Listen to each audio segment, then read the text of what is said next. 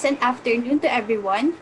Before we start, we are encouraging you to post a picture of yourselves during this webinar on your Facebook and Instagram accounts, and you can use the hashtags #PropagateXRadiate, #RecFreeWebinars, #DXTechnologyBeyondHorizon, and the DOST Hour. Also, for those who weren't able to join us in Zoom, you may watch this webinar in facebook.com/rec.org.ph/live. And if you have questions, you can type it in the Q&A box down there and below, so we will be able to see it and therefore ask our honorable speakers at the end of the topic. To start with, please settle down. We will start the webinar with the Philippine National Anthem.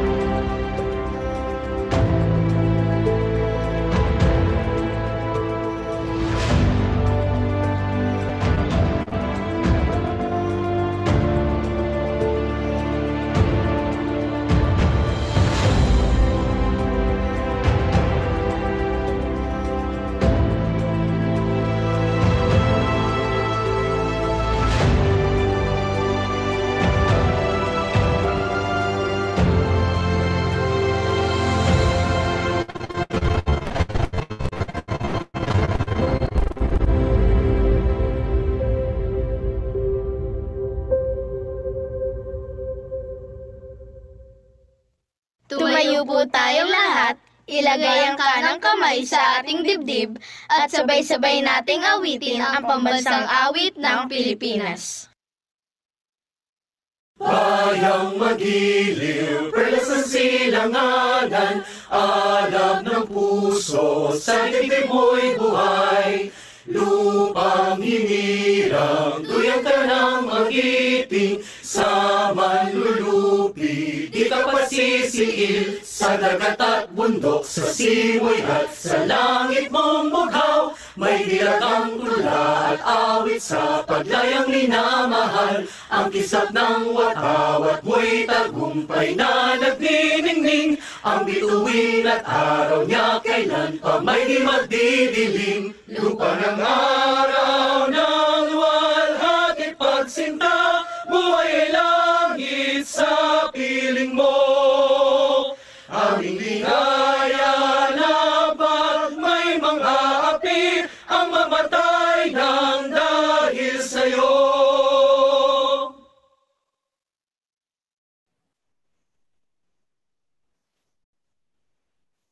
Welcome everyone.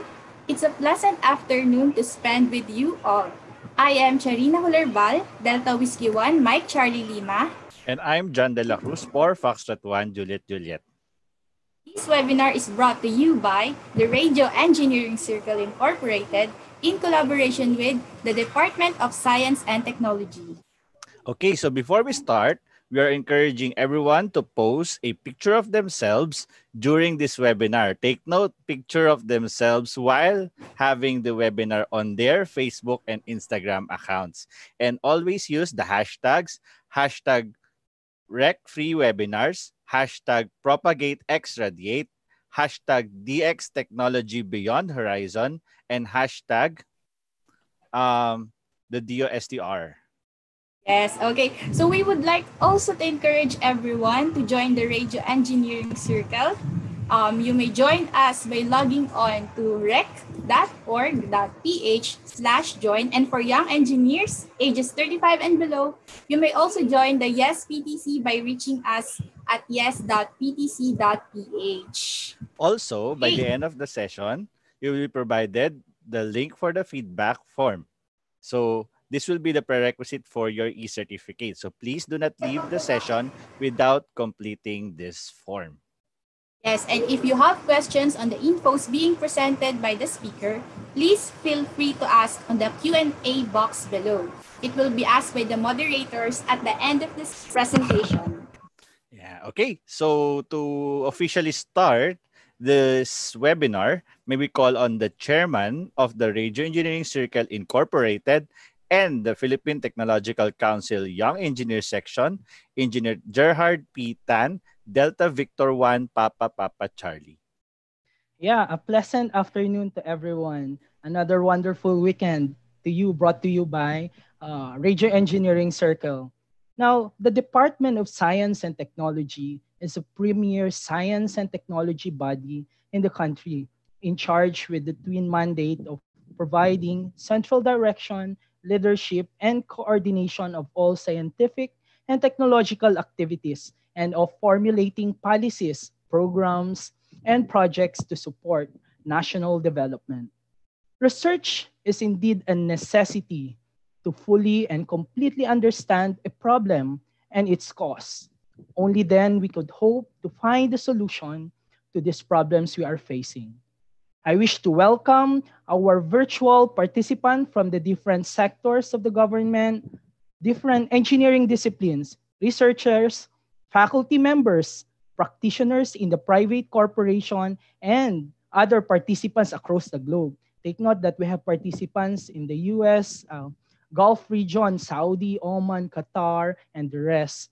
Also, I encourage everyone to participate and ask questions to our distinguished speakers in this afternoon during the Q&A portion. So, and with this, welcome everyone to the Z-Zone Online Technology Forum, trailblazing the new normal, the DOST Hour, Science for the People. Thank you.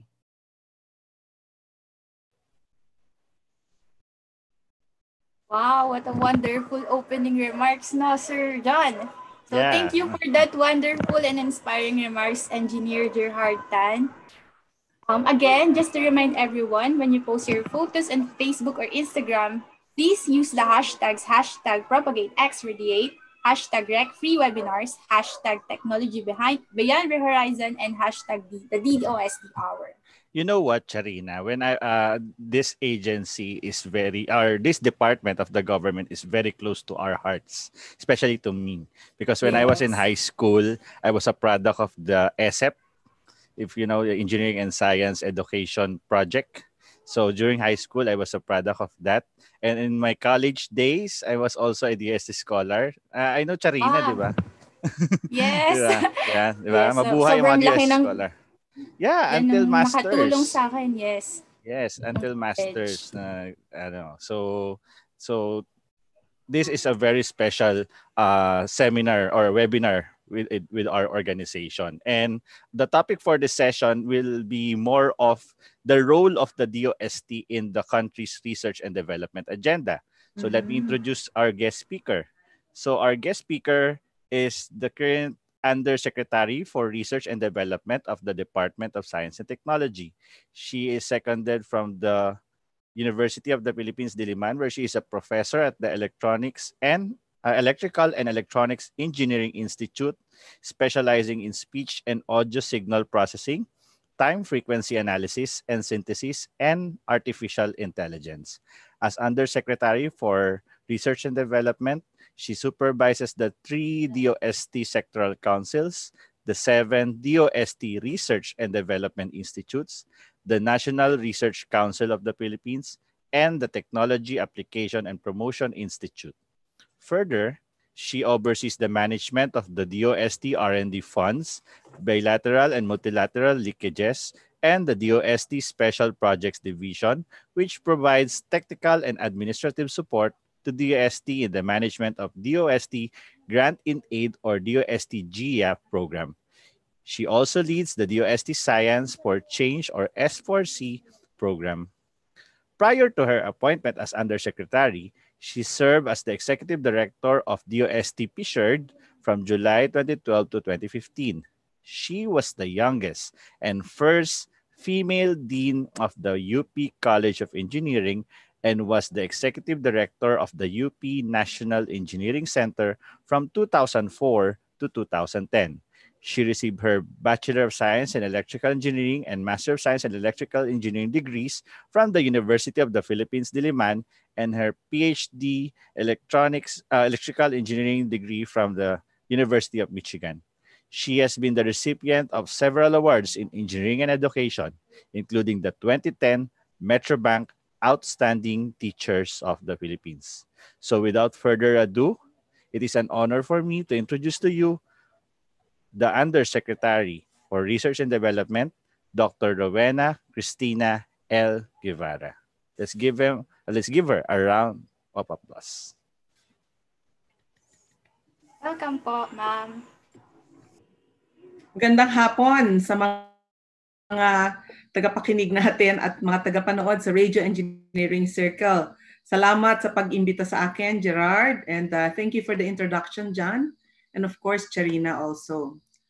So, tuwang-tuwa naman kami na naimbita ninyo ang DOST para sa araw na ito kasi marami kaming gustong ikwento sa inyo, lalo na ngayon na nagkaroon tayo ng pandemic.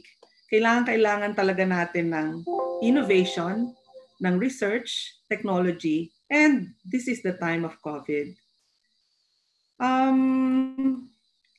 Gusto ko lang dagdagan yung sinabi ni John kasi sabi niya ESEP siya na scholar. ESEP scholar din ako, kaya ako nakapag-PhD sa Amerika. At saka 14 na taon akong scholar ng DOST. Magmula high school, college, at saka hanggang mag-PhD ako. Sa aking tatalakayin ngayon, papakita ko na kailangan pag nag-research ka, it will lead to change. So una, pakitaan ko kayo ng mga paborito kong example ng research and development for social and economic impact. Pag nakita mo yung Manila Health Tech Dengue Kit, parang ano ba yung kit na yan? Maganda yan may kwento yan eh. Kasi yung kapatid ng isa sa nag-isip niyan, namatay yung anak niya dahil sa dengue. Kaya ginusto talaga nilang gumawa nitong dengue kit. Maganda sa dengue kit na to, this is locally made and this is locally designed. And ngayon, ginagamit na yan all over the country.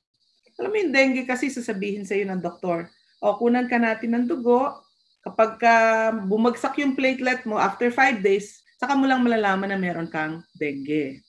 Pero ngayon, with this dengue kit, within an hour, alam mo na kung meron kang dengue. It took 7 years for Manila Health Tech to do the study for this. Pero mamaya, babalikan natin sila. Yung pangalawa ko naman na example, ito nasa left, yung irradiated carrageenan. Irradiation, alam naman natin, nuclear power yan. So the Philippine Nuclear Research Institute of DOST and UP Los Baños work together to irradiate carrageenan as a plant growth promoter. This one is the fantastic thing about it.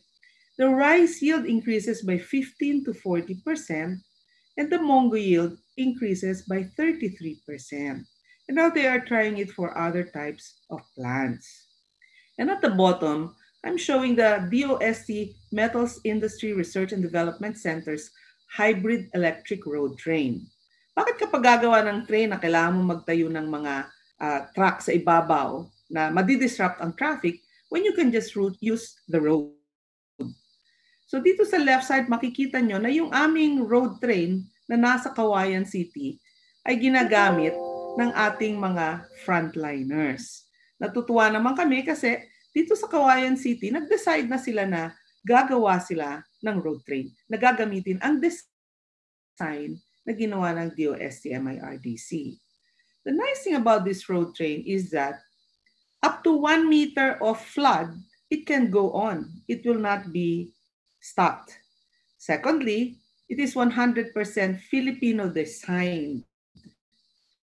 And all parts are locally available. So pag nasira yan, merong magre-repair na Filipino engineers. So these are examples of R&D outputs that have social and economic impact. Yung irradiated carrageenan, it will increase the farmer's income. Yung Manila Health Tech Dengue, it will improve our health kasi alam natin kaagad kung may dengue tayo. And yung hybrid electric road train sa ibaba, it is sustainable transport because it's hybrid, so less ang impact sa environment. Now, nasabi na kanina ni Gian kung ano yung aming mandate, pero yung pinaka-importante yung nasa dulo. Utilize in areas of maximum economic and social benefits for the people. Now, ang DOST, marami kaming agencies. Nabanggit na nga na merong 3 research councils. So isa for agriculture, isa for health, and then yung PSHEARD, this might be of interest to you kasi mga engineers tayo, yung PSHEARD, industry, energy, and emerging technology. It covers 21 sectors from mining all the way to artificial intelligence. Tapos kung kayo may mga faculty members na nagre-research and you have publication, maybe you can become a member of the National Research Council of the Philippines. Tapos meron din tayong 7 research and development institutes. Napansin ko pala kanina may mga kasamahan ako dyan sa DOST na nanonood ngayon na nandito sa ITDI. So 7 yung institutes na yan. And yung pinakamalapit sa engineering ay yung ASTI, yung ITDI, yung PNRI, at saka yung MIRDC. Now, sa DOST, meron kaming tinatawag na S&T services at saka yung number 1 dyan na baka dapat interesado kayo ay yung sa aming Science Education Institute. Ito yung scholarship program namin. Ngayon, alam mo, noong 2008, ang napapagraduate lang namin ng MS at PhD ay less than 20 per year. Pero pansinin mo sa graph na to, noong 2015, 2016, 2017 at 2018, nakaka 400 to 500 graduates na tayo ng MS at PhD. So these scholarships, sana mag-avail kayo kung gusto niyo mag-masters or mag-PhD kasi kailangan namin kayo para makapag-research tayo. And these scholarships are available in all fields of science and engineering. Now, bukod dyan, meron din kaming human resource development programs at ang pinapakita ko ngayon ay yung sa PSHEARD, yung Industry, Energy, and Emerging Technology. So merong visiting expert program. Kung meron kayong kailangan na hindi available yung local expertise, you can ask PSHEARD to invite for you and they will pay for everything. Yung research attachment or fellowship, this is good especially for faculty members na gusto nyo magstay muna sa isang laboratory, then you learn the ropes, tapos babalik kayo. Usually mga summer yan, or mga 6 weeks to 2 months. And then if you want to present in relevant conferences, conduct seminars, trainings, for workshops related to the PSHEARD sectors, you can also ask PSHEARD for support. And then support for conduct of seminars and conferences. Balik Scientist Program, ito importante to. Marami naman tayong alam na mga OFWs and ilan sa kanila ay mga scientists na yung expertise nila wala dito sa Pilipinas. Kaya meron tayong Balik Scientist Program. Kada taon, mga 30 to 40 Balik Scientists ang hino-host natin. Kung kayo ay university, government agency, and even the private sector, you can ask DOST to assist you in inviting a Balik Scientist. Yung namang Young Innovators Program, ang ibig sabihin namin ng young below 30. So you can apply for this and if you win, competition kasi ito, the PSHEARD will give you the money to develop the product that you have. Ang nakakatuwa dito sa Young Innovators Program kasi below 30, even those who are in high school join the competition and sometimes they even beat those who are in college. And lastly is the Institution Development Program.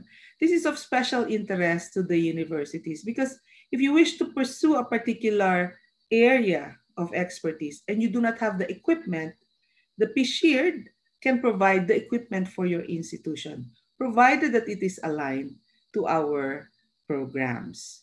And this is our program, the Harmonized National R&D Agenda. This is agreed upon by all funding agencies of the government for R&D.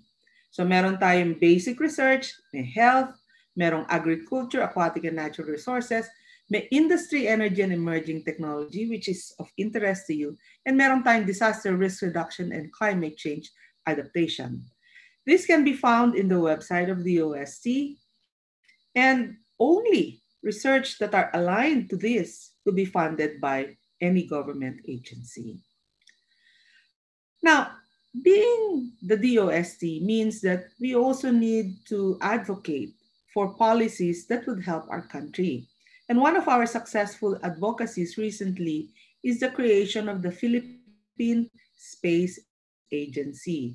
Meron na po itong Director General, si Dr. Joel Marciano, and I hope that some of you would consider a career in the space agency. So they work on satellites, space industry, indigenous rocket and missile launch, international linkages, and space technology applications for nation building. Tinulungan din namin ang NEDA at saka ang DTI para mabuo yung tinatawag na Philippine Innovation Act. For some of you, siguro nagkaroon na kayo ng experience na yung gusto nyong gawin, hindi nyo magawa because of some barriers to innovation.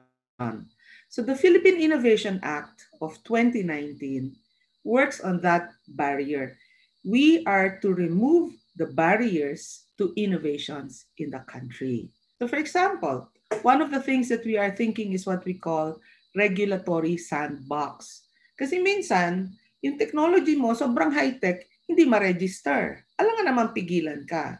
So with the Philippine Innovation Act, we are going to be able to remove the barrier to your innovation. We also have the Innovative Startup Act. We know that in this time of COVID, the most agile companies are the startups. So Republic Act number 11337 provides benefits and programs to help develop the Philippine startup ecosystem. Medyo naantala kami dito dahil inabutan tayo ng COVID, but in the fourth quarter of this year, the DOSTP Shared is going to call for proposals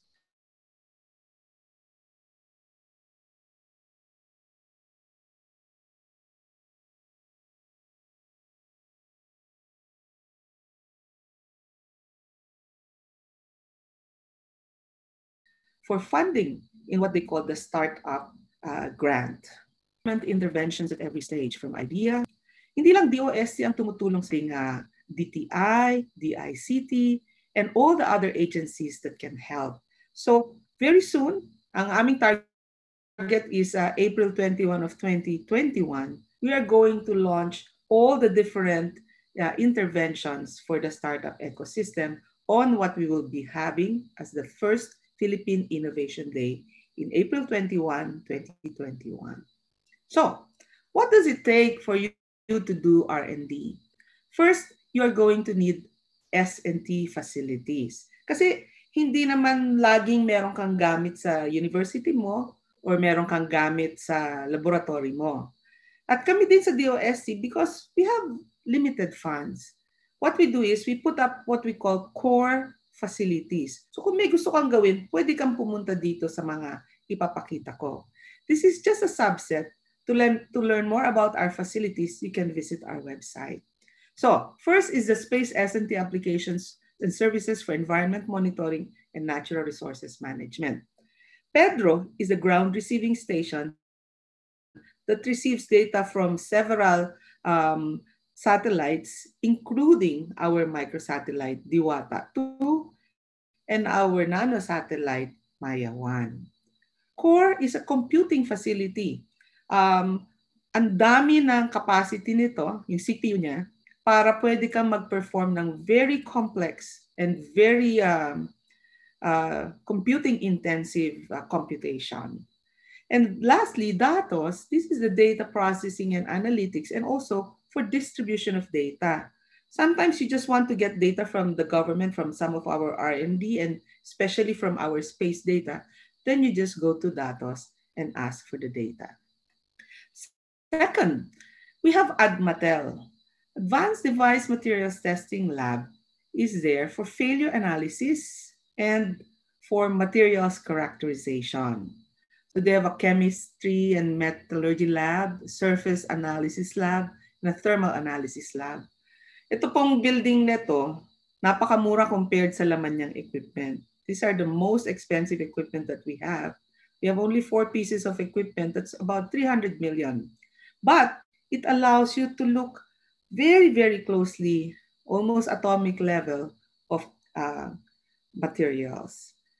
This is usually used by our semiconductor and electronics industry for failure analysis. We also have an Electronics Product Development Center. This has PCB prototyping and fabrication, EMC and other test facility, and prototyping laboratory. Ito po yung magandang gusto namin mangyari dito. The Philippines, we have many manufacturing companies for electronic devices. However, we do not have electronic products. For example, washing machines here are not designed in the Philippines. We are just manufacturing them. Cell phones, halos wala tayong cellphone na locally made. But then there are other electronic products that we can create. And we have a market of 100 million people. So if you have an idea, you want to develop it, and it's an electronic product, please come and visit us at the EPDC. This is in Bikutan. Next, this AMCEN, the Advanced Manufacturing Center, is our way of helping the industry move to the fourth industrial revolution. You know, in the fourth industrial revolution, there are many technologies, artificial intelligence, Internet of Things, and so on. But one of those technologies is 3D printing. In the past, most of the things that we do are in mass, but then we are now getting into what we call the personalized product scene. So in AMCEN, we will have 10 printers, 3D printers. 5 of them, you can input new materials that you develop to create new things. For example, you want to print food, or you want to print bone, or you want to print teeth or skin, that is the place for you. And then on the other side, we have 5 big printers, 3D printers. One can even print as big as an LSC of a helicopter, so that we can figure out how we can do advanced manufacturing as part of the fourth industrial revolution. So for those of you engineers who have concepts that you would like to physically demonstrate, this is the place for you to go to. This is supposed to be opening this year, but because of the COVID-19, we're going to postpone it to next year. But the nice thing about AMCEN is that we have several universities and companies who are already partnered with AMCEN. Many of them have fab labs because they also have 3D printers. And then we also have something for testing new products for simulation packaging and for green packaging. I'm talking to engineers, and as engineers, we have to uphold the sustainable development goals. One of the ways of doing that is through green packaging, meaning to say the package that you use is not going to impact on the environment. And simulation packaging is for you to figure out how you can lessen the footprint of logistics, and how can you make sure that the product from the farm all the way to the table is going to be not destroyed. Meaning to say, less losses along the way. Just to give you an example, for tomatoes in the country, the losses from the farm to the table is about 50%. And the reason is because we put our tomatoes in plastic bags, and therefore they get destroyed along the way.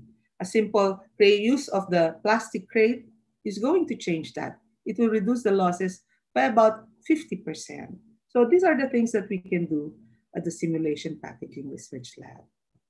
Now, those are just examples. You can come visit us at the DOST Bikutan to see the other fantastic laboratories that we have there.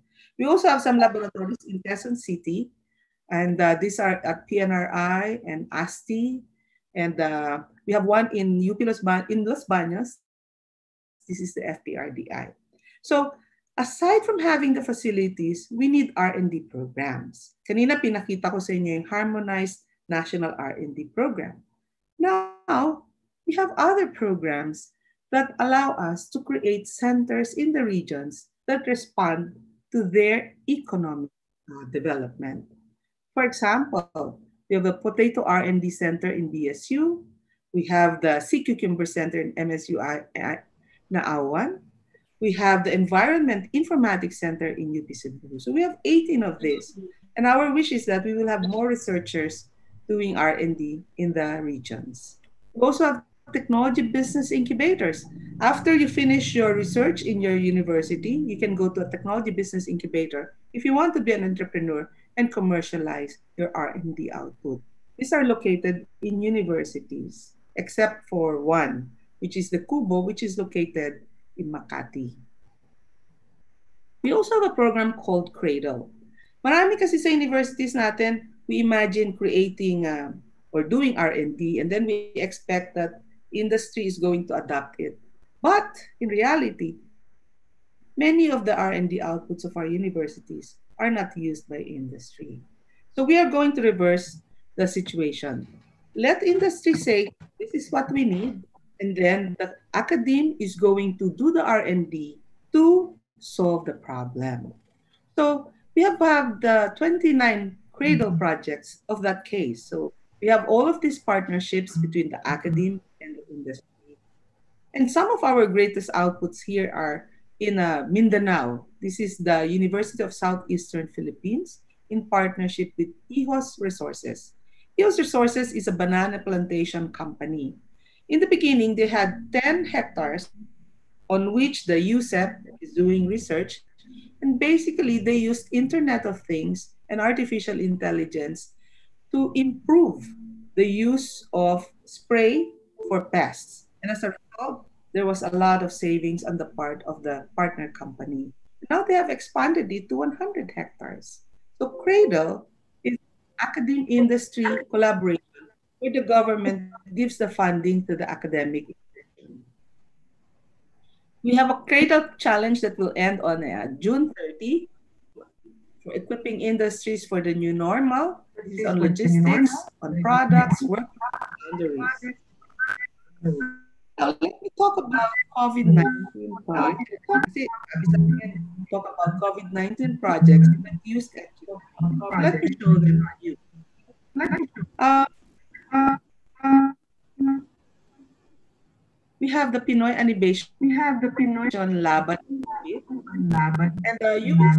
can see television. Basically, City Academy created infomercials on several COVID infographics like washing hands, proper hygiene, community quarantine, and so on.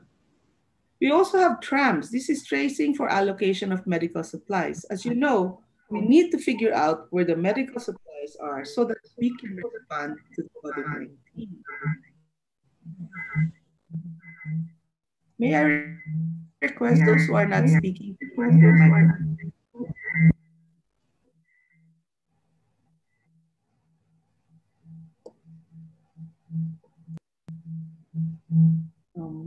Thank you.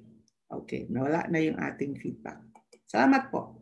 So, TRAMS is a partnership between UP Diliman and the PLDT and SMART so that they can monitor geographically where the health facilities medical resources are. So PPEs and also the testing kits and so on.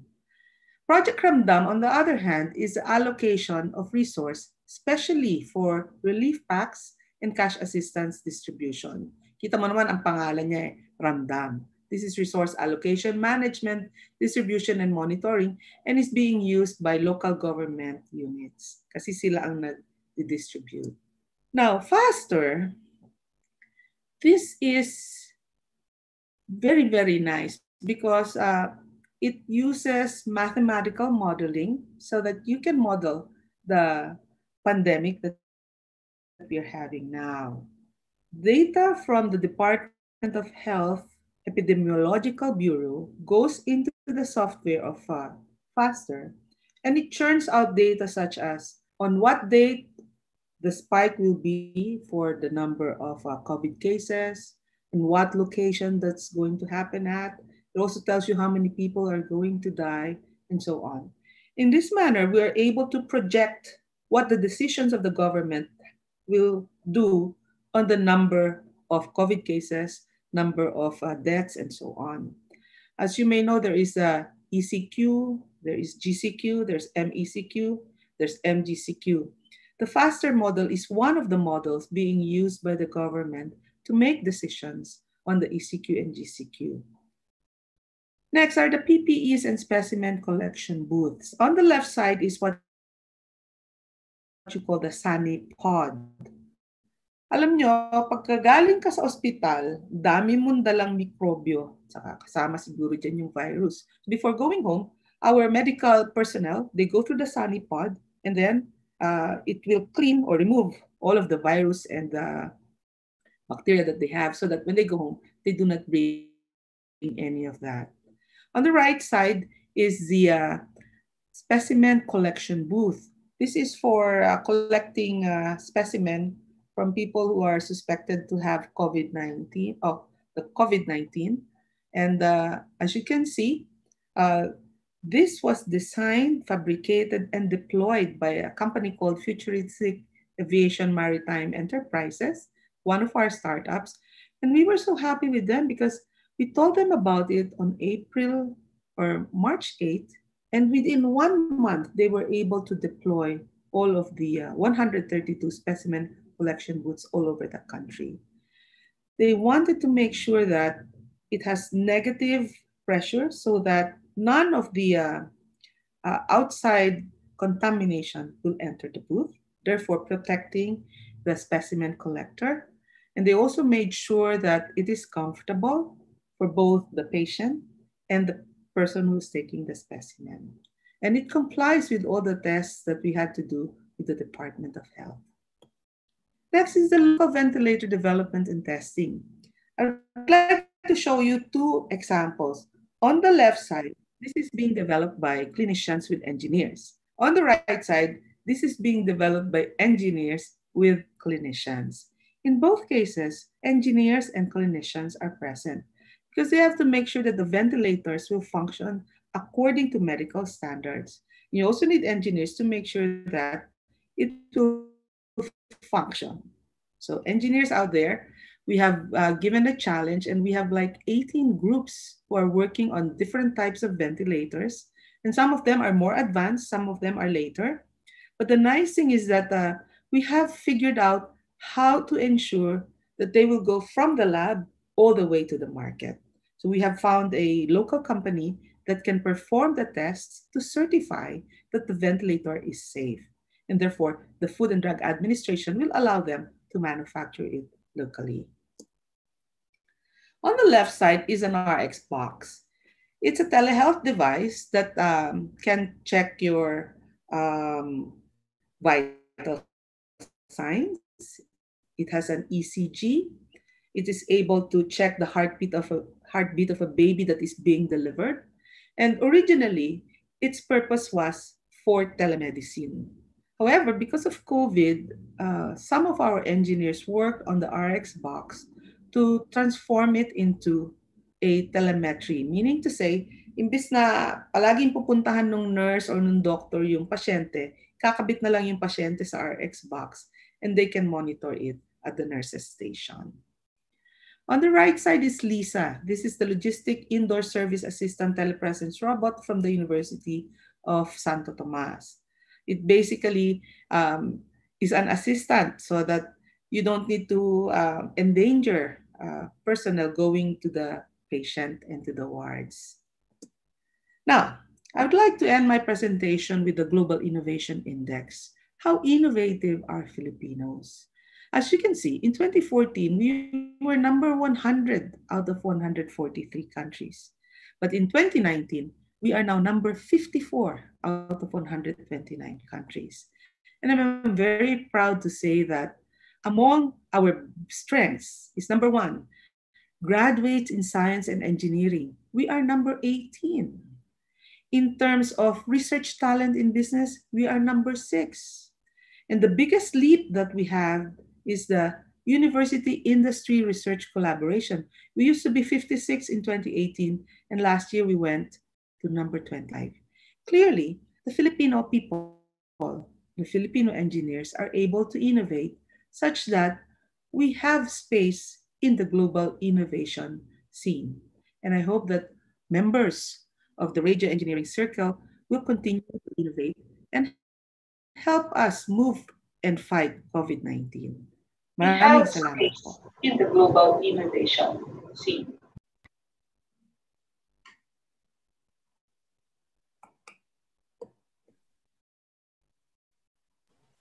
Thank you very much, Yusek, for the wonderful presentation.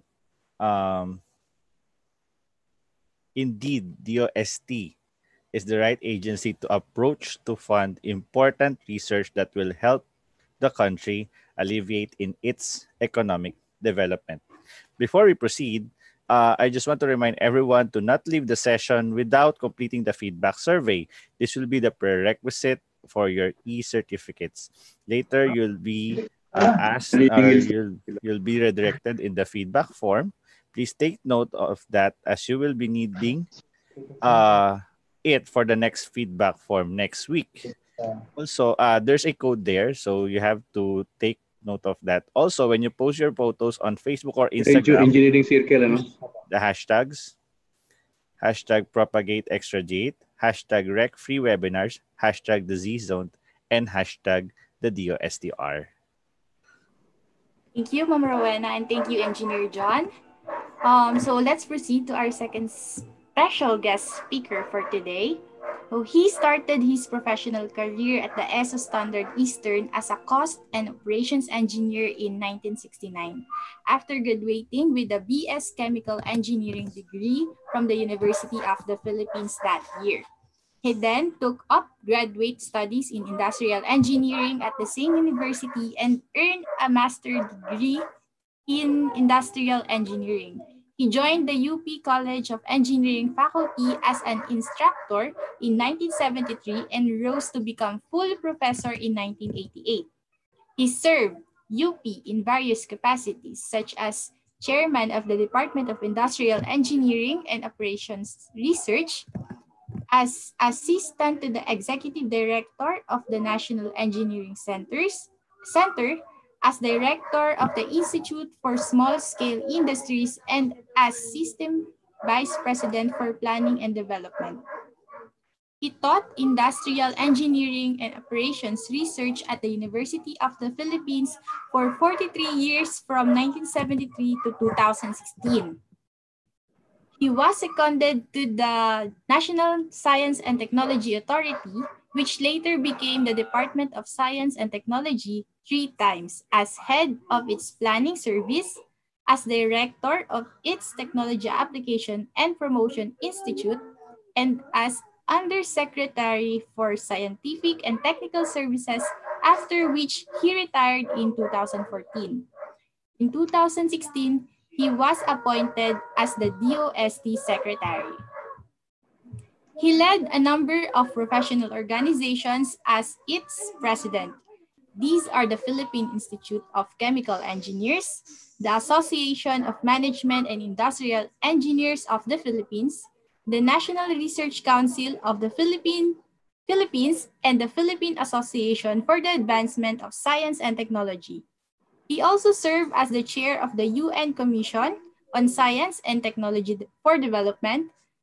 The awards he received include the Dangal ng Bayan Award from the Civil Service Commission, the Outstanding Career Executive Officer Award from the Career Executive Service Board, the Outstanding Professional Award from the Professional Regulations Commission or PRC, the UP Alumni Association Award for Public Service, the UP Alumni Engineers Most Distinguished Alumnus Award, the UP Alumni Association Lifetime Distinguished Achievement Award, and the Ateneo Government Service Award. Okay. So the University of the Philippines conferred on him the degree of Doctor of Laws, honoris causa in 2018. Without further ado, may we call on Secretary Fortunato T. De La Peña.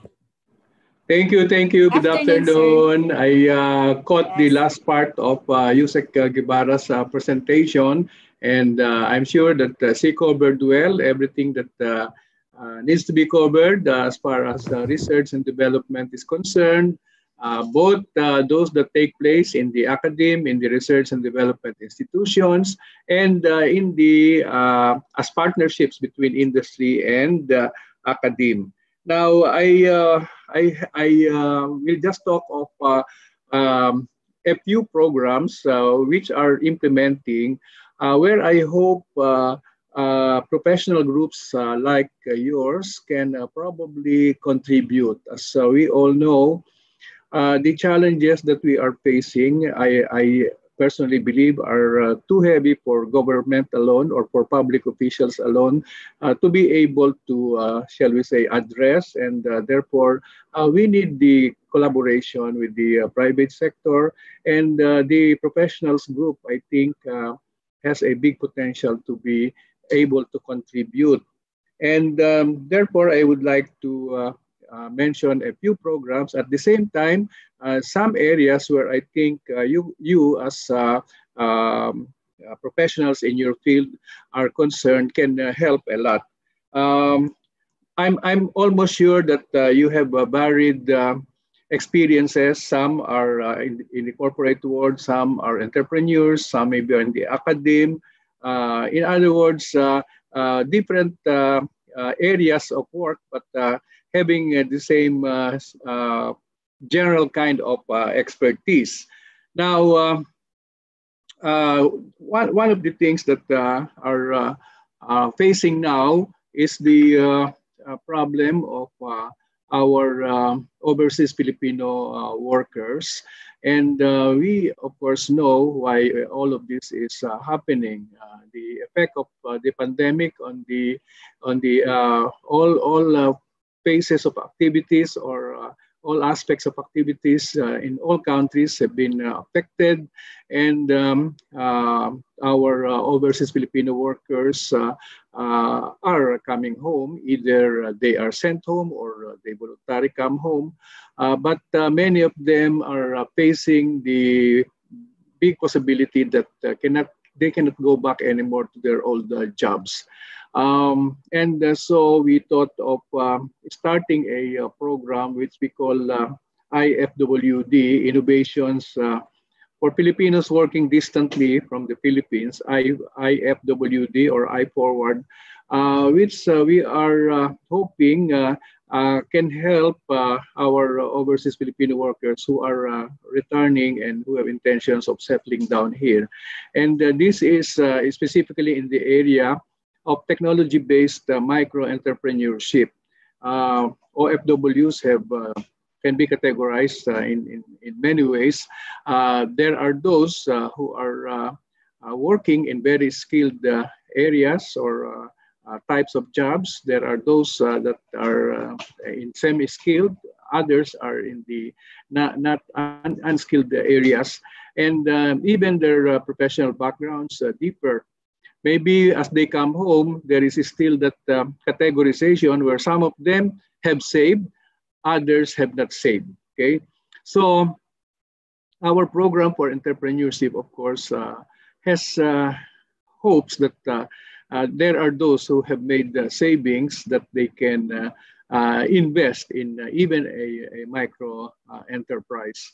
Now, how will this work? We are offering an assistance program with two phases. One is the phase where they will undergo some test of entrepreneurial competencies. They will, of course, get if they qualify in the entrepreneurial competencies assessment, then they can proceed to some training on entrepreneurship and enterprise management.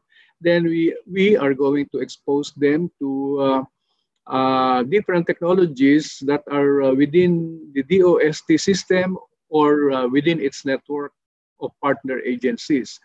This is with the hope that they can identify certain available technologies that they can convert into and technology-based enterprises.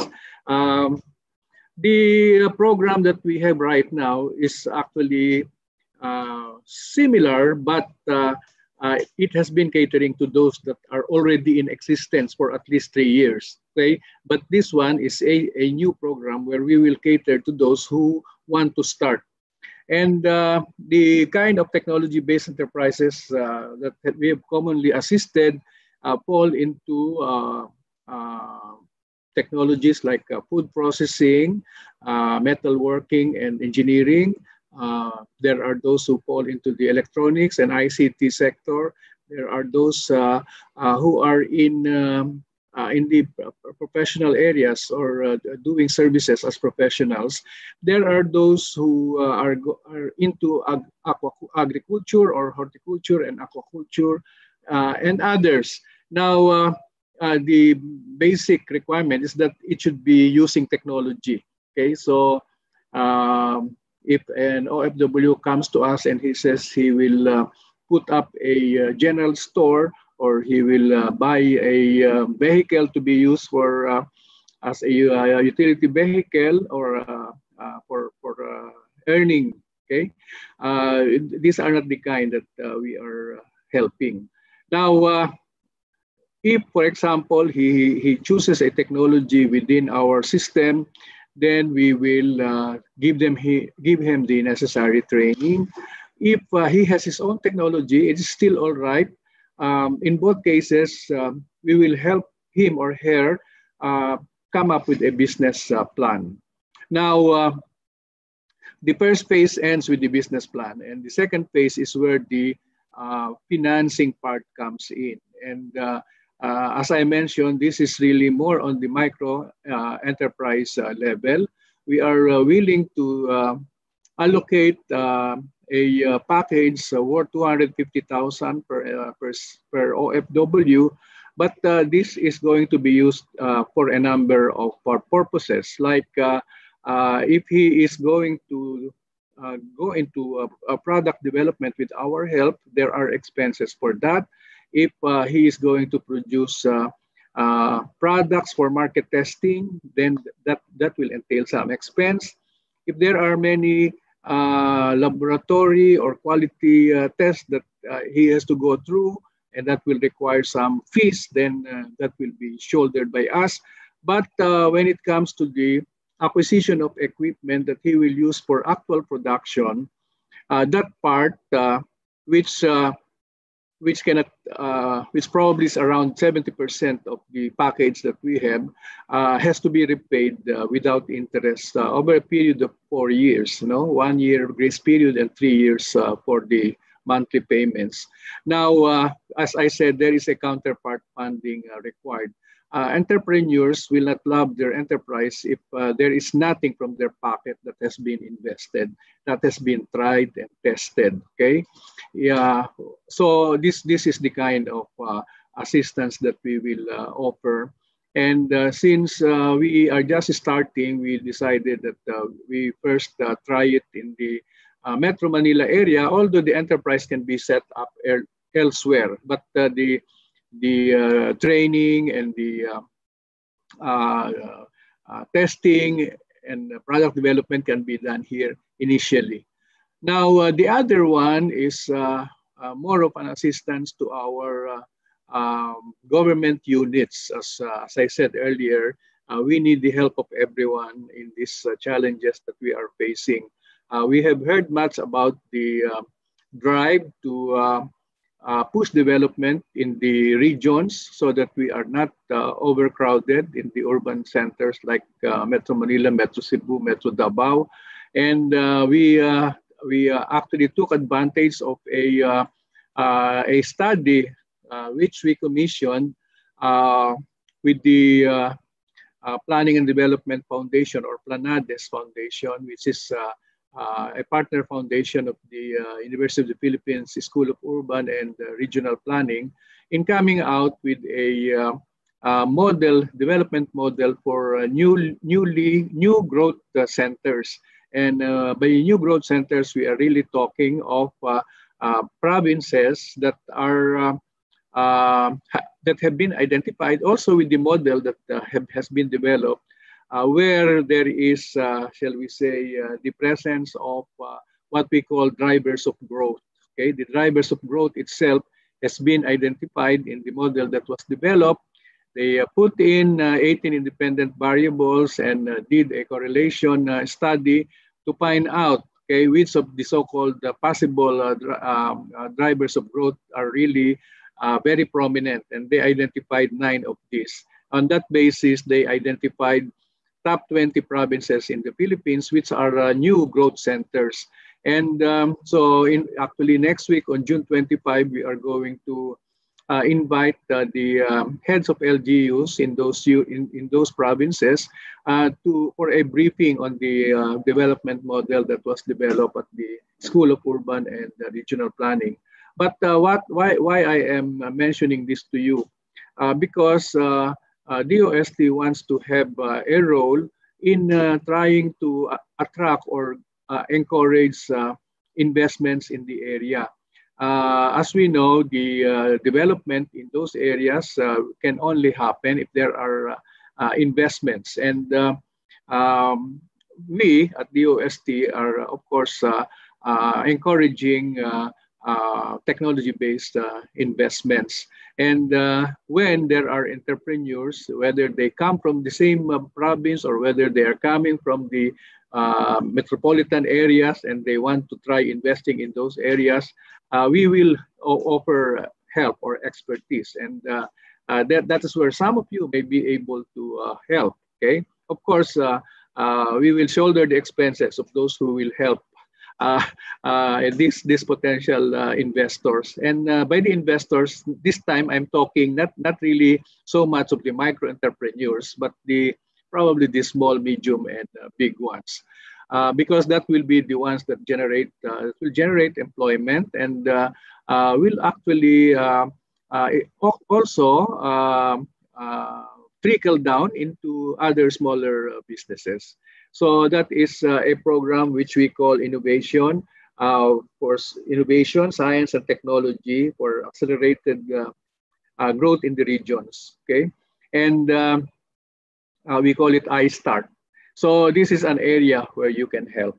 Now, in terms of entrepreneurship, I think many of you are interested. Okay, and while maybe you are not OFWs, but there is also a lot of potential that you can see if you just take a look at the technologies that are available in our research and development institutes and in our partner institutions. Now, let me go into some challenging areas now where I think you may be able to contribute. These are not exactly DOST programs, but areas where I think we need help in government. Okay, the first one I would like to mention is the challenge to the educational system brought about by the new environment, and even if we go into some kind of normal, what we call a new normal, and you know that for as long as there is still the threat of disease, okay, there needs to be certain actions or precautions that have to be taken. Even, for example, if face-to-face classes are allowed, there will still be requirements on the so-called social or physical distancing, where the usual capacity of the rooms cannot be contained. Okay. As an example, I would like to mention to you the new setup that we plan to implement at the Philippine Science High School when we open during late August. Philippine Science High School is an agency under the Department of Science and Technology, so it has its own governance, not under DepEd. And so the options that have been approved are as follows. If face-to-face classes will already be allowed, we will still practice an alternating system of going to school, meaning to say, in general, there will be 50% who will be coming to class face-to-face, and there will be 50% who will be on distance learning at a particular time. Upon consultation with the parents, it was recommended by them that the cycle for the shifting will be on a month-to-month basis. So 1 month, 50% will be going into face-to-face classes, and another month, the other half will be going into distance learning. That is, if face-to-face classes will be allowed. We don't foresee yet the possibility of everybody going to class until we have really the needed, sabi nga ng Pangulo, the needed vaccines. But even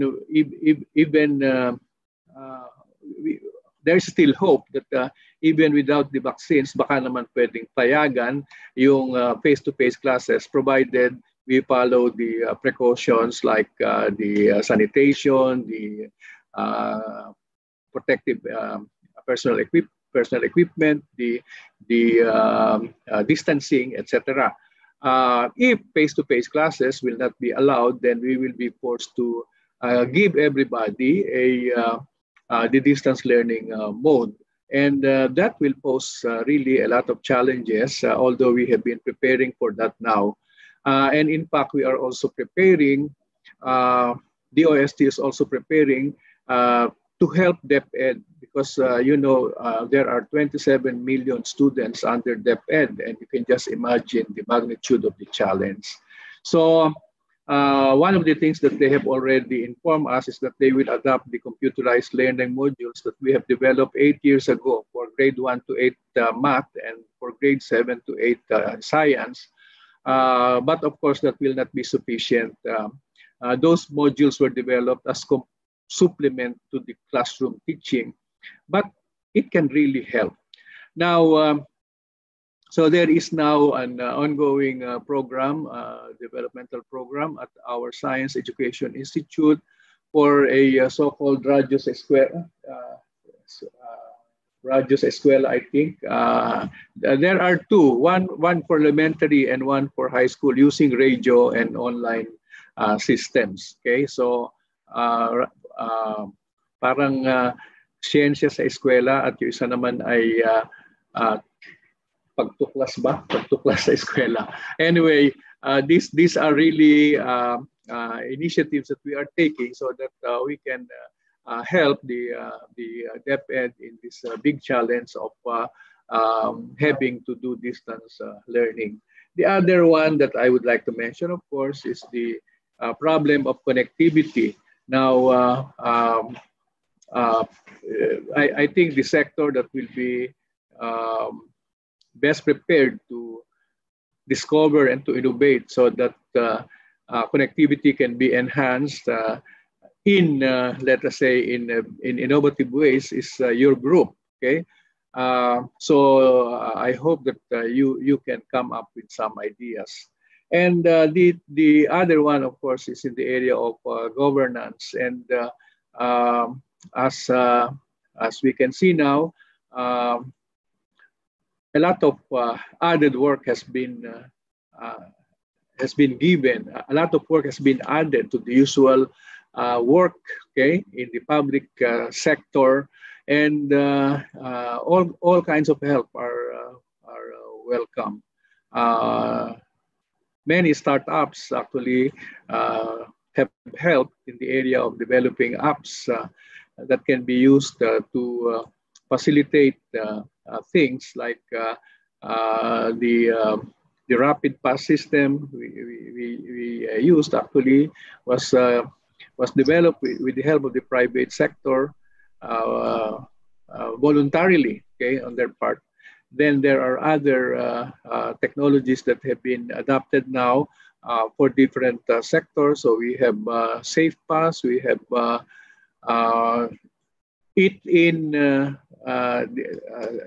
system to help the eateries. Okay, we have now the DigiPalengke that has been pioneered in Bataan, and many others. I think many of you are in that stage that are still very much challenged to introduce innovations, and therefore you can help a lot in this area.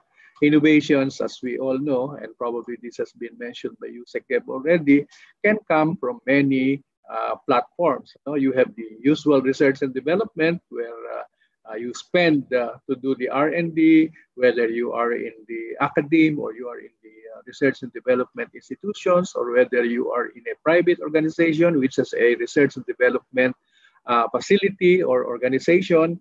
You can do innovations from shop floor. People who operate enterprises, or even those who work at the shop floor, can think of innovations that will increase productivity. You can have innovations from our so-called inventors, okay, and of course also innovations coming from our startups. And there is no, I have to say, there's no limit to being innovative. Okay, many of our students have come up with very innovative solutions to problems, or to come up with very innovative products. So I guess this is basically the message that I would like to bring forth to you. We have programs where you can help as experts. Secondly, there is a lot of room for entrepreneurship and for investments, and some of you may want to be into it. And lastly, there is a lot of challenge that we have to face, where the public sector, the private sector should help each other in trying to address these concerns. So I'm happy that I had the chance to speak before you, even briefly. I'm very, very proud that we also have Yusek Guevara, who is, I believe, in the same line of profession as you in the field. Many of you probably have electrical engineering degrees. And in fact, when I heard the name Radio Engineering Circle, the first thing that came to my mind was the engineering organization at UP, the Engineering Radio Guild, okay, or ERG, and there is some similarity in the name. Anyway, thank you for inviting me, and we hope that there can be constant updating between us, and let us know how we can collaborate. Thank you very much. Thank you very much, Secretary De La Peña, for that wonderful insight on the current situation on our science and technology. And also, we would like to acknowledge the presence of our PRC Board of Electronics Engineering, with a member Board of Electronics Engineering, Engineer Enrico Claro del Moro, and the Chairman, Professor Dr. Engineer Alnar Detalia. Also, we would like to acknowledge the presence of the Dean of the College of Engineering of Adamson University, Engineer Evelyn Ragindin. And also with us is one of our DOST Balik Scientist Program recipient, Engineer Layo Almasan. Okay, so hello po. Magandang hapon po, Secretary. I remember the last time we met po is in the ERDT Congress, though I'm one of those na nagpa-picture. Yeah. And we will also invite Undersecretary Guevara for the Q&A.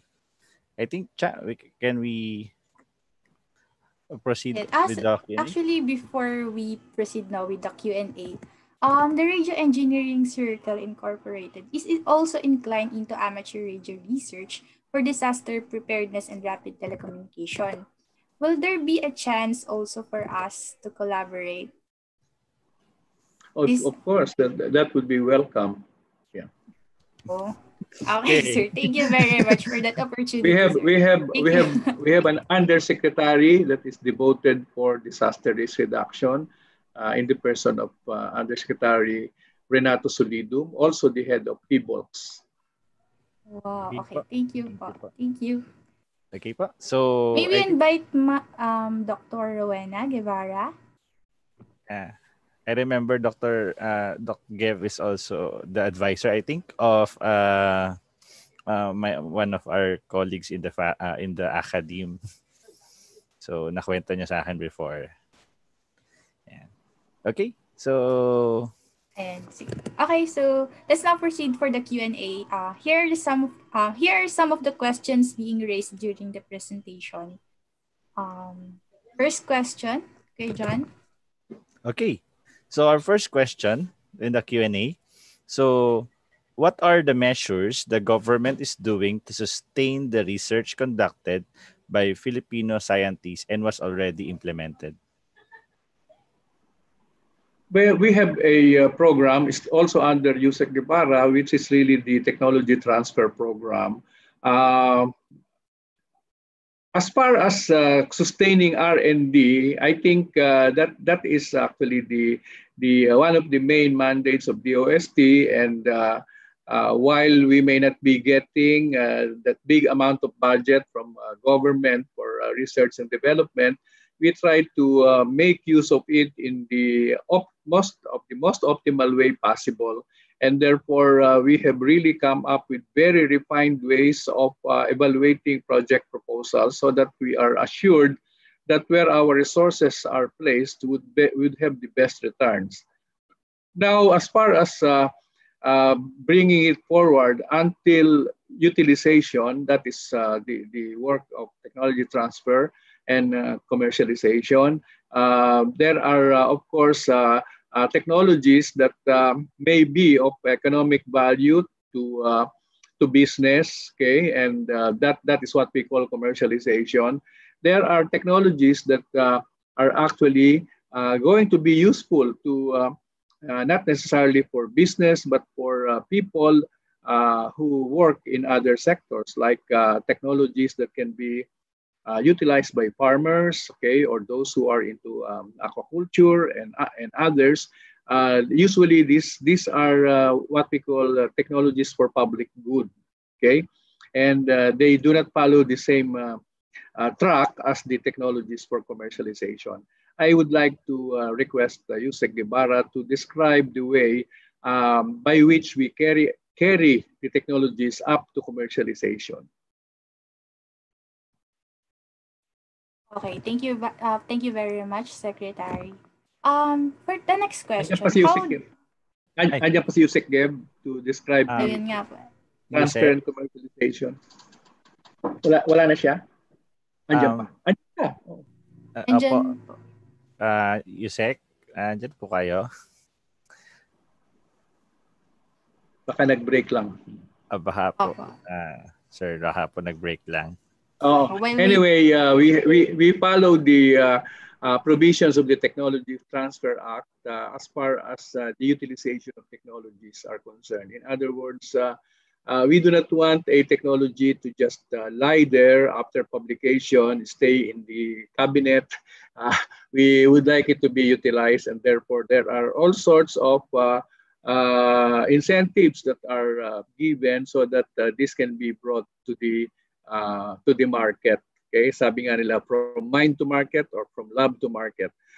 So this is an area where we were weak in the past, which we have tried to address. Okay, so how to make it useful.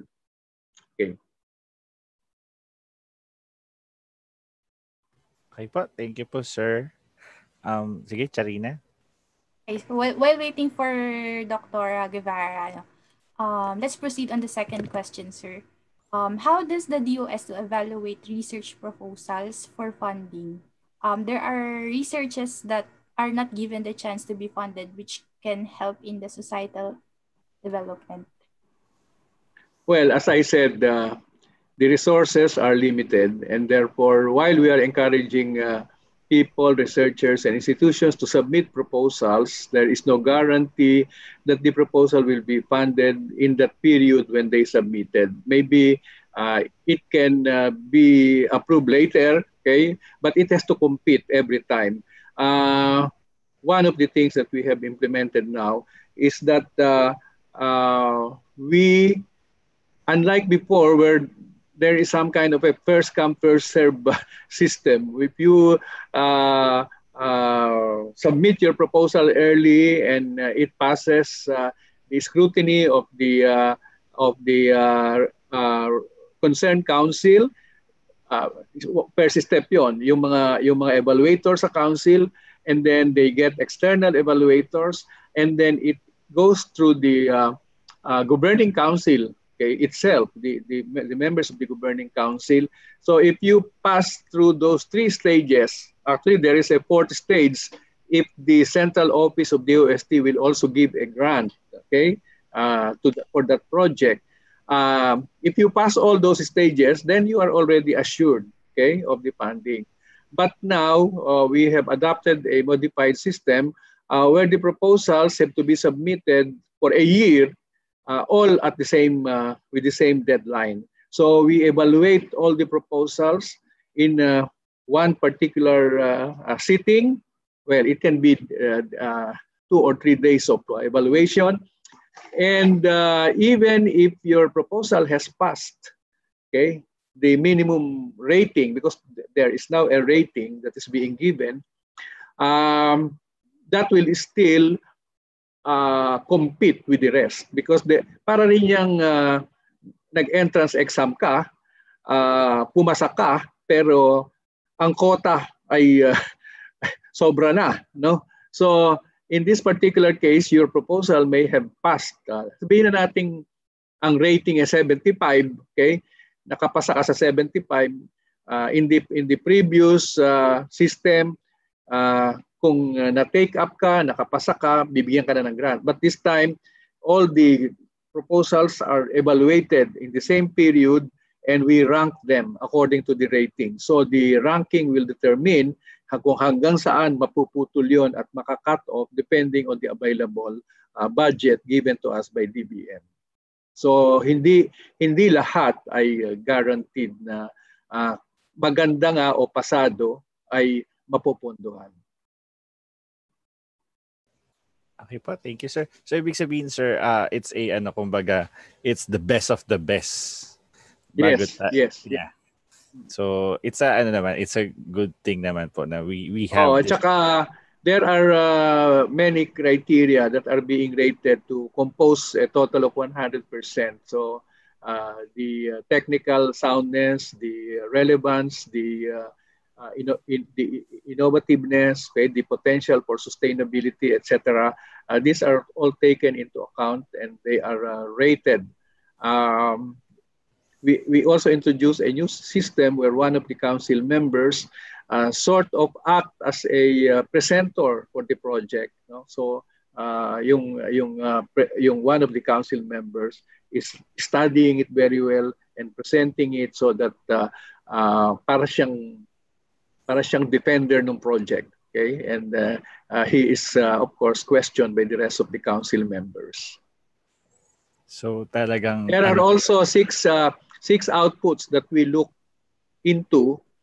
Halimbawa ng pasado ka na nga, then we impose on you certain outputs. So you have to give us hindi naman lahat, but one or a combination of the following. There should be a product at the end of the R&D, or it can be a product or a technology. There should be an intellectual property, a patent, okay, or a utility model. There should be a scientific publication. You should have assisted a student or a group of students finish his or her master's or doctorate degree through the thesis and dissertation. You should have come up with some policies, okay, or you can have generated partnerships through the project. And hindi naman lahat ng 6 kailangan mo ma-fulfill, but syempre, the more of those 6 you are able to deliver, you have better chances. Yeah. Yeah, thank you, sir. Before we proceed with the next question, I would just like to acknowledge a good senpai and a professor in the Mindanao State University, General Santos City, Dr. Cristina Dadula. Hello po, ma'am. And okay, so we can proceed with the next question. Sir, what is the plan of DOST to further improve and advertise the EPDC to telcos for their antenna testing and the like? Ano yan? Ano yan? Ano po yung plan ng DOST to further improve and advertise EPDC to telcos for their antenna testings and the like? EPDC, the Electronic Products Development Yes, Center. Yes, sir. Oo. So we are actually in partnership with the private sector group also to help us in really promoting this. And I have advised the Philippine Council for Industry and Energy Research and Development to come up with some kind of competition for proposals that will utilize the facilities of EPDC to come up with products. Okay, so we are not particular about the kind of product. For example, as you said, you were referring to telcos, but for as long as it is an electronic product, okay, then we can consider and encourage them to make use of our facilities. Okay po. I think Charina has a question po also.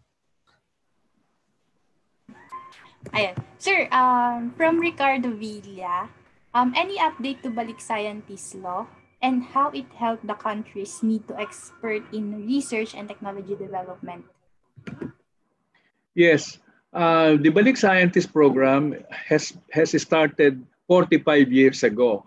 But since it has not been sort of institutionalized, it just depended on what funding is available. And so we thought of institutionalizing it by passing a law. And so in June of 2018, the President approved the Balik Scientist Act.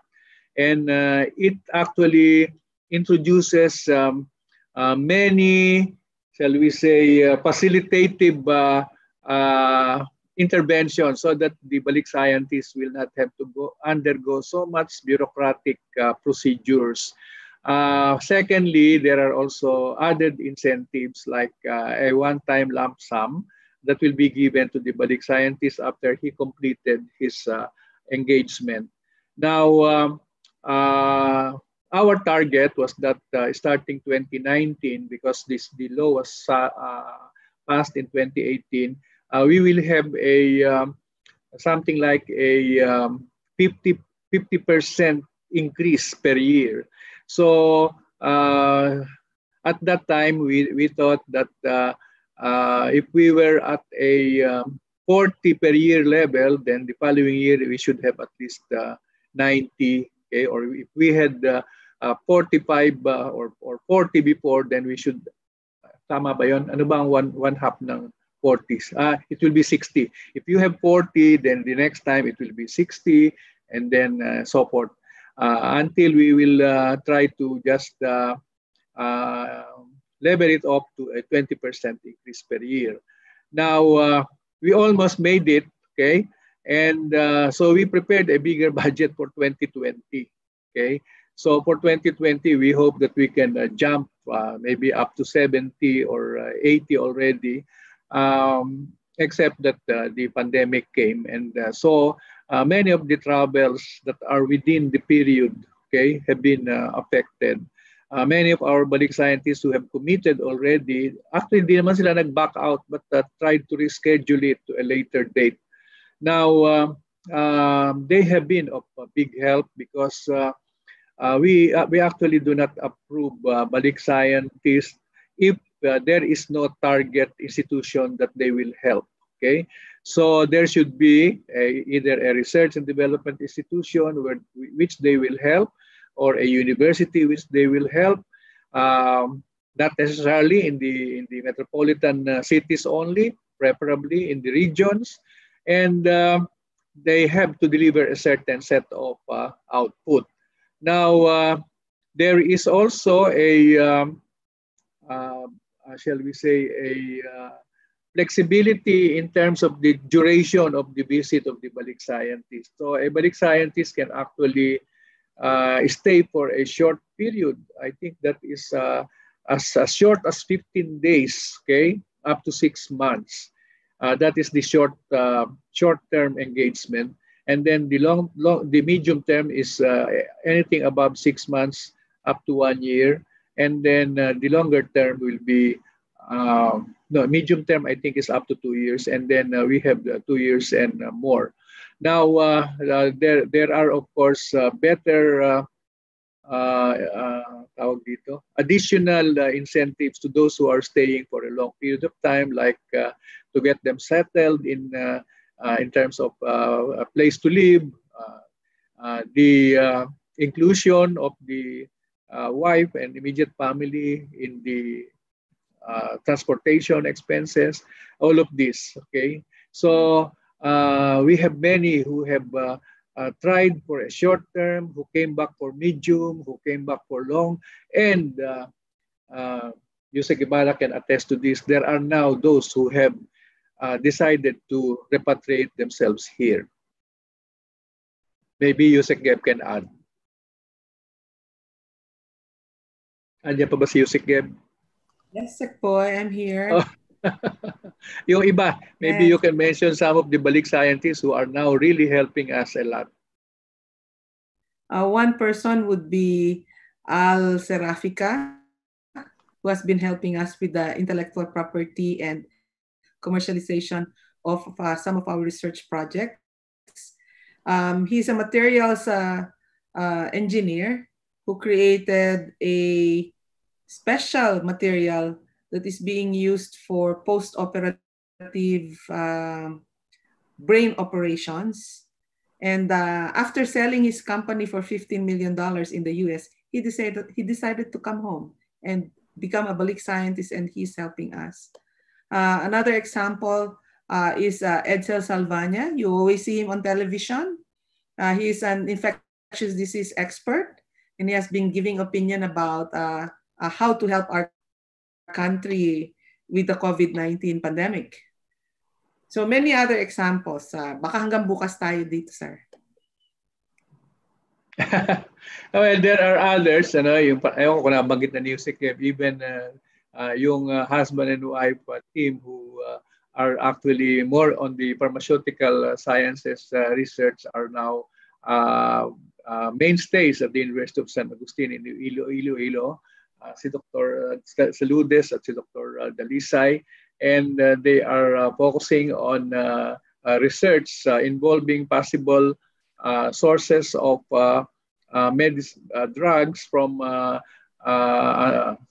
organisms that are found in marine sediments at the bottom of the sea. Okay, so very interesting, and they have done so much already. So much so that now people from Manila are going there just to do their research under their supervision. And I don't know, Yusek Geb, if Dr. Our hip replacement expert and knee replacement expert, did he start as a balik scientist? Yes. I think so. The doctor. Sir, he came on his own. He came on his own, sir. He came on his own. But there are many examples. Okay po. Thank you po, Sec Boy.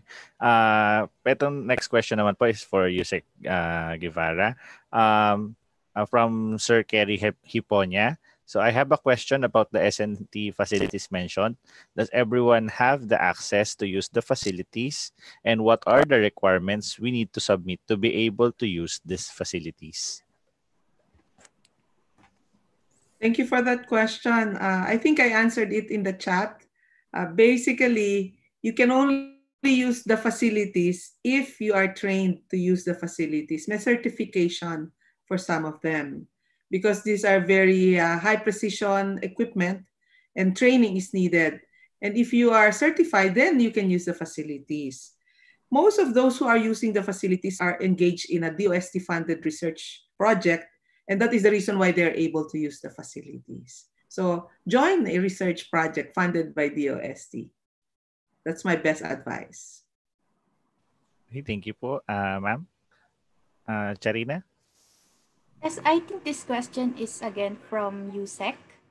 Do fresh graduate engineers such as ECE have a chance to apply or work with the newly founded Philippine Space Agency po? What positions might be available and what requirements must we met if ever we apply for a work there?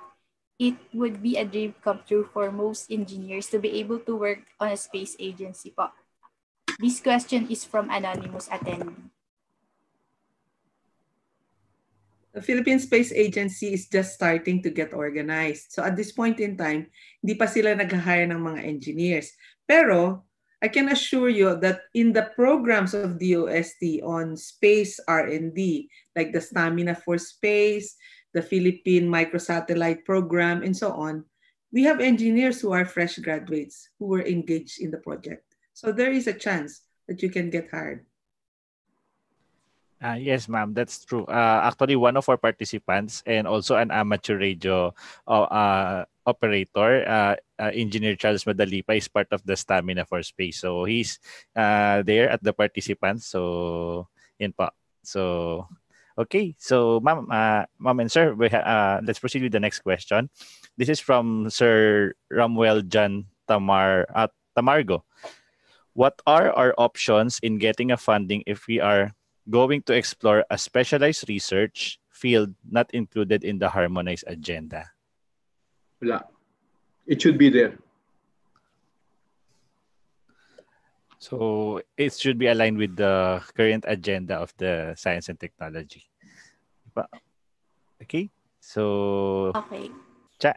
Yeah. So next question, sir. How prepared is the DOST for the worst case scenario of the current situation that we are facing? This question is from Jerome Tanales. How prepared is the napaka open-ended nung tayo, how prepared, ano? So you can only say very well prepared, a little prepared, somewhat prepared.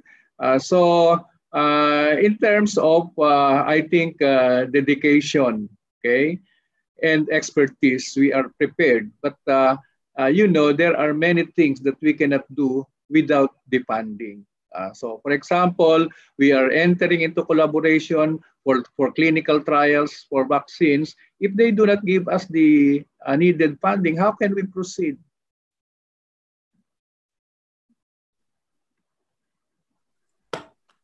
Okay po. I yes think naman. Talagang dapat. That's a valid reason na. Yeah. No, I mean, Yes. ready kami magtrabaho, but alam nga namang saan kami kukuha noon. We have almost exhausted our budget for the year up to December because of the so many activities that we have been doing. Hindi pa tapos ang Hunyo. Yeah. So I think dapat itaas talaga yung funding ng science and technology sa Pilipinas, and I will support that po. I'm one of those who will support the increase in the budget in the science and technology kasi we need that for our country po. And pero let us also understand the current situation where the income that used to come in to the government are not coming in. So there is really a big difficulty on the part of our government. Yes po. So we hope for the best po para sa ating lahat. Oh. Yes. Sige po. Okay, sir. I think this question po ay para kay Yusek Guevara. Hi, Yusek Guevara. This is from Engineer Emmanuel Kagimbal of the Philippine Technological Council. Do you have any progress update on the implementation of the Innovative Startup Act? And if the Startup Philippines website is already up. The DIC, the Department of Information and Communications Technology, is working on the website, and they are near finishing, except that the COVID-19 happened to us. We were supposed to launch it last April, but because of COVID-19, we're not able to do that. And the other thing is we are coming up with the guidelines for startups to register in the website. So this is an agreement between DTI, DOST, and DICT. So we have not been able to finish that. But I'm very happy to announce that in the fourth quarter of this year, we will be having a call for proposals for startup grants. This is coming from the Department of Science and Technology. So even though we don't have the portals and all that, we will continue with the grants administration for startups. That's a very good news, Ma'am Yusek. Yeah. Okay. At Yes. least, yeah, for the startup community, ang daming potential Opportunity for for them. them. Yes po. Okay. From Michigavi Ariola, I was wondering if there is any research being conducted in the Philippines to fight COVID-19 that exploits the effect of ultraviolet C radiations on SARS-CoV-2, as there seems to be potential in this based on its disinfective effects on the other viruses as well as on preliminary results of research conducted abroad. Thank you. Hi. If there is any research being conducted in the Philippines to fight COVID-19? None that is being funded by DOST.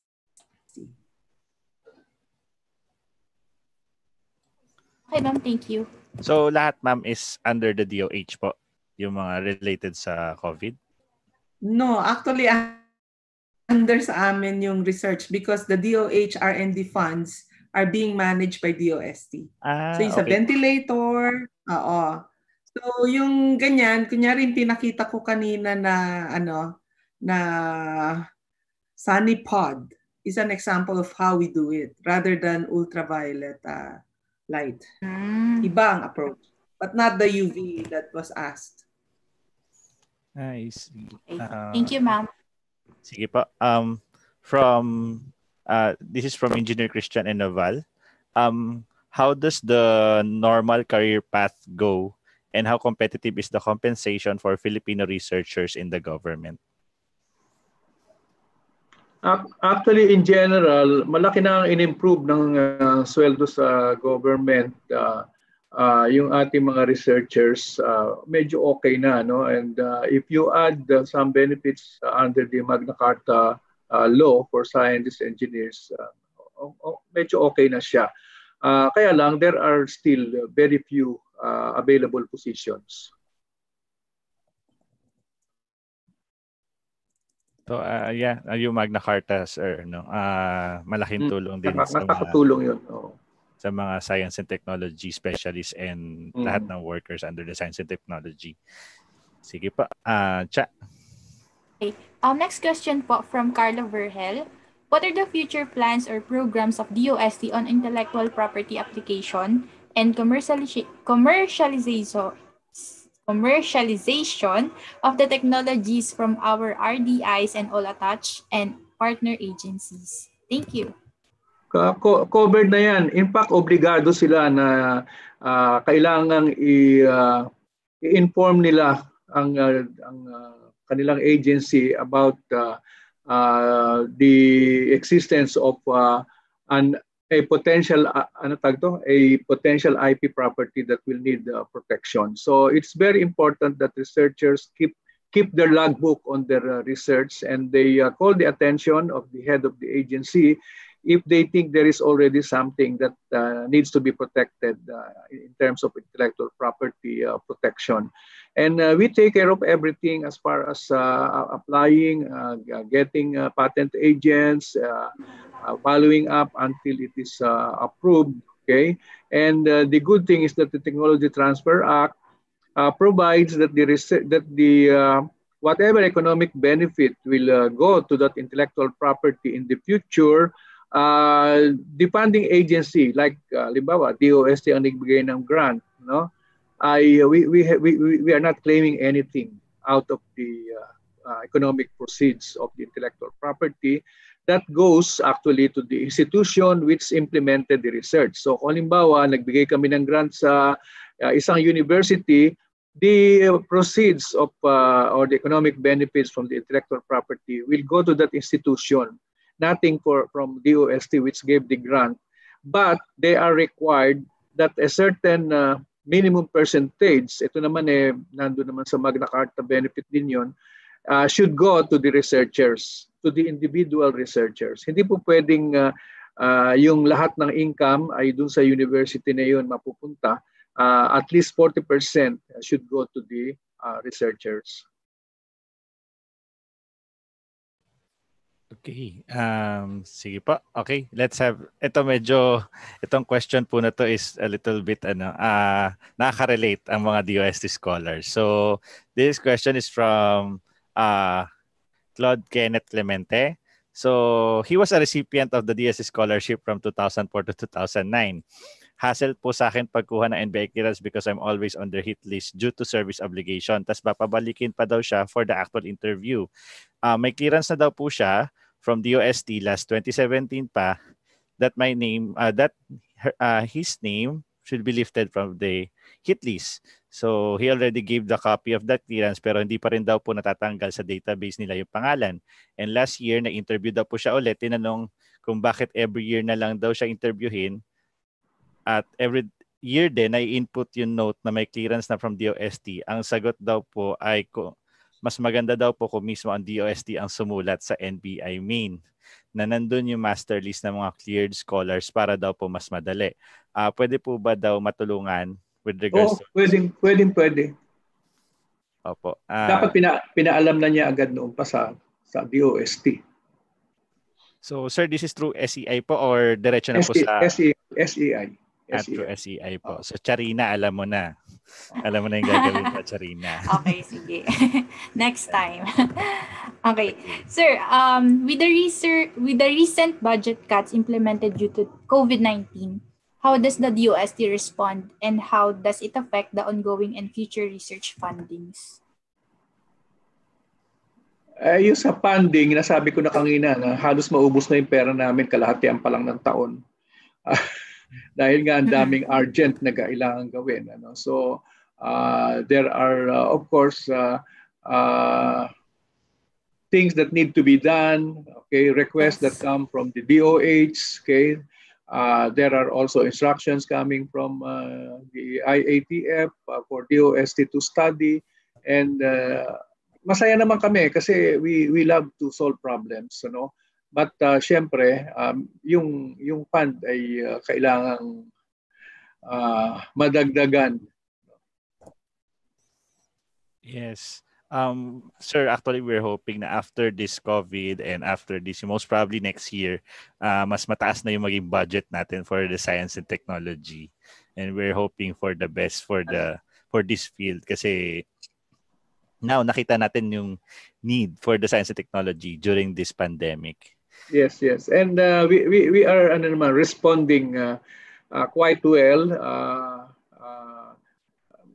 I think Yusek Guevara knows that because she's on top of the research. But there are also other activities that we are, as I mentioned in my presentation earlier, some of these are not R&D, but really intended to come up with technology-based economic activities. So we are doing this, and again, the limitations are really the funds that we have with us, but we are trying to scrimp from all sources so that we will be able to respond to the current needs. And I think I can see that the public response is also good or favorable. Okay po, sir.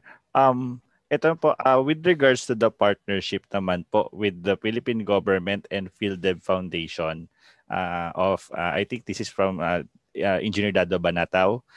Do we have any updates po regards to this partnership po and programs? Wala akong alam eh. Si Yusek Ge baka may alam. Okay, ulit? Yung kay Dado, ano ba ang... madalas tayo nag-uusap pero ano ba yung partnership na sinasabi? With Dado Banataw, PhilDev. PhilDev is a foundation chaired by Dado Banataw. Basically, they try to cross over, yung mga scientists and engineers sa California, tumutulong doon sa mga scientists and engineers dito. For example, PhilDev piloted yung Entrepreneurship 101 with CHED, the Commission on Higher Education. They developed the course materials and the syllabus and everything. And basically, it is for CHED to use in the curriculum offered for engineers.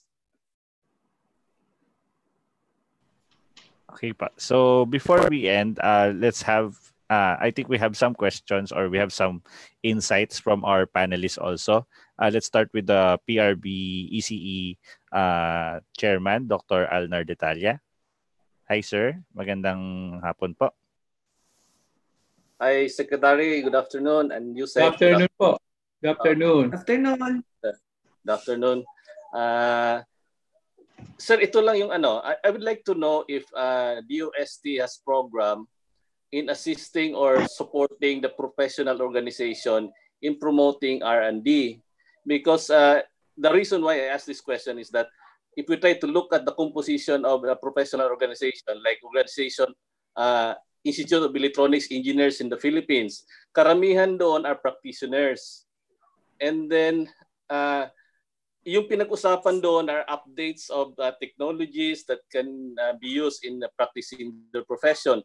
Bihira lang yung R&D.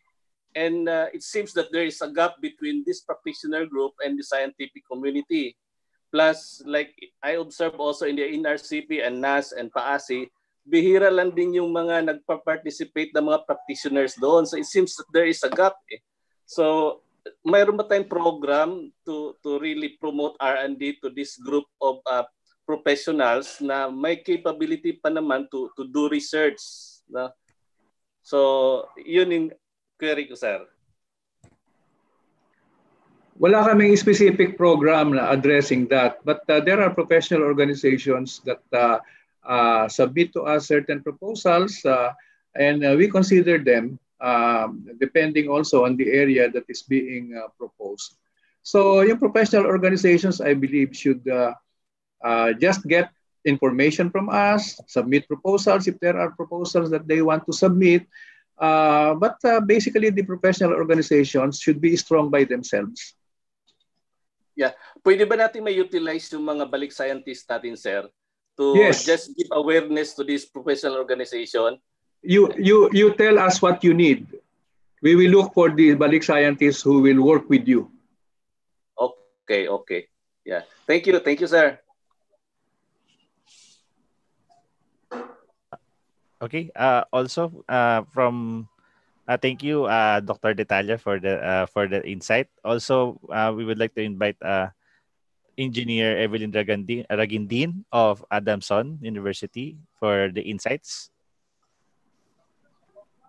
Ma'am? I think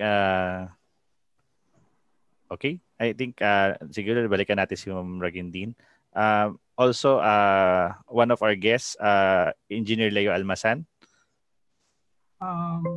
Yes, Yusek and Secretary De La Peña, I have a question regarding the MOA between DND and DOST.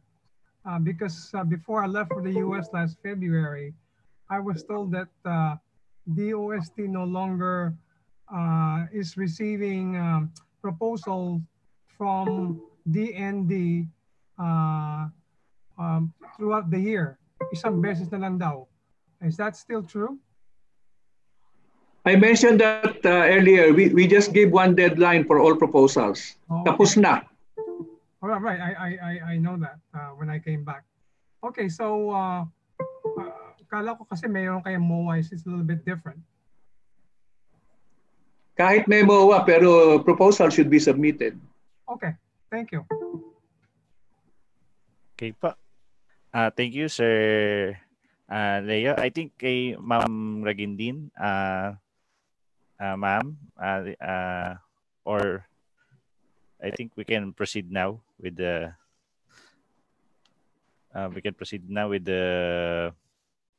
okay. Also, sige, wag nating kalimutan pala. So, Engineer, one of the members of the PRB ECE, Engineer Rico Del Moro. Sir? Good afternoon, Good everyone. afternoon. Inutusan ako ni Mrs. Nakahabol pa ako rito sa ending. Wala naman akong question sa DOST. And I know what the DOST has been doing. I had been part of a project for DOST for, I think, about 5 years. And that's been reported by Yusik. It's about the EPTC. Yun lang po. Yan po. Okay Thank po. you. Yeah, thank you po, very Sir much. Rico. And Cha. Ayun. On behalf of the Radio Engineering Circle Incorporated, we would like to extend our deepest gratitude and appreciation to our guest speaker, Dr. Rowena Cristina Guevara, and Secretary Fortunato T. De La Peña. Thank you po for the opportunity to learn and for carving out time for your schedule to spend with us all po. Again, we thank you and appreciate po. We would like to request also po for a picture taking po since we are in this time we request for a photo opportunity po with our honorable speakers po. We will request also our President, Engineer Patrick Georgian Holipas, for the picture taking. Okay. Also the Chief Technological Officer, Engineer Jason Bonin Aldesa. And our project support specialist, Miss April Jane Pexon. Okay, I think, Sir Hard, pwede na tayo mag-picture.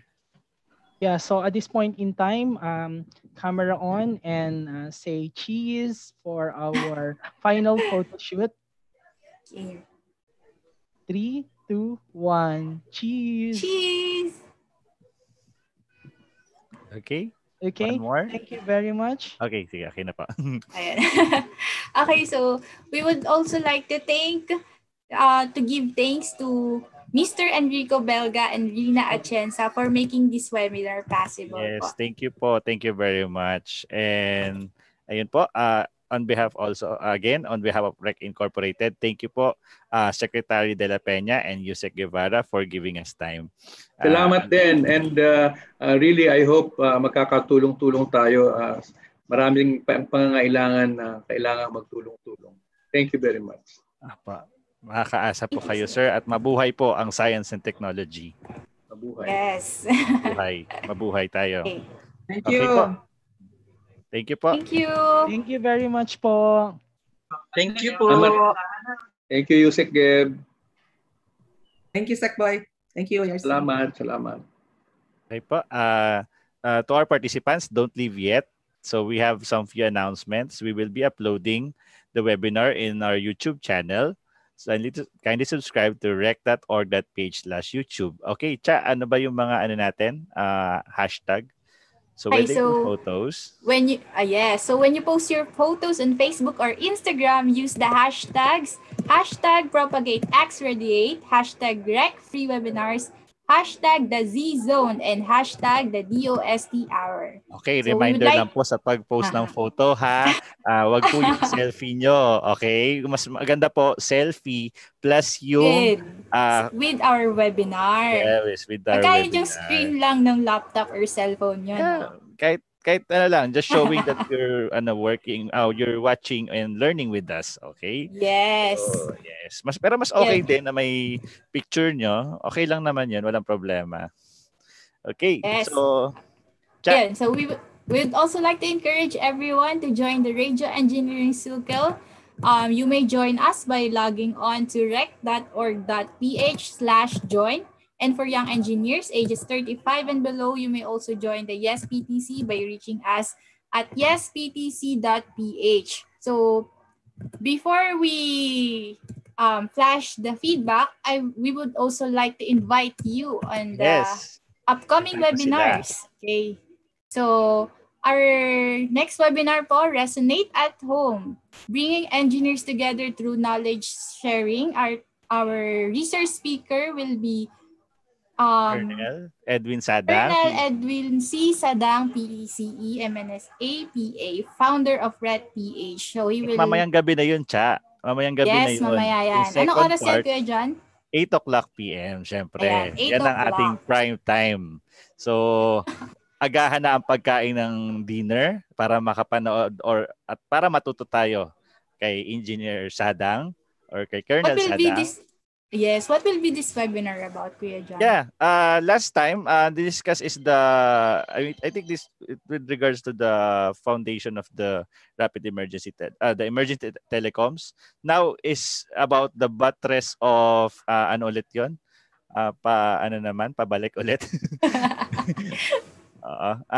It's more of the emergency okay, it's the buttress of the disaster response operation. So word pa lang na buttress, mapapa-attend na talaga ako mamayang 8 p.m. Ay nako, parang iba yung naisip mo ano niyan. ba yung buttress na yan? Sa bagay, nako, exciting. Yes, Attend din ako niyan mamaya. Okay, yes. so yan. So mamaya yan, 8 p.m. today with Colonel Edwin Sadang. So mag-dinner ng maaga. Pwede rin naman mag-dinner habang nakikinig ng ating webinar. So walang problema doon. Okay. So I think, Cha. And so to officially close our webinar, when we call on the President of Radio Engineering Circle, Engineer Patrick Georgian Hulipas.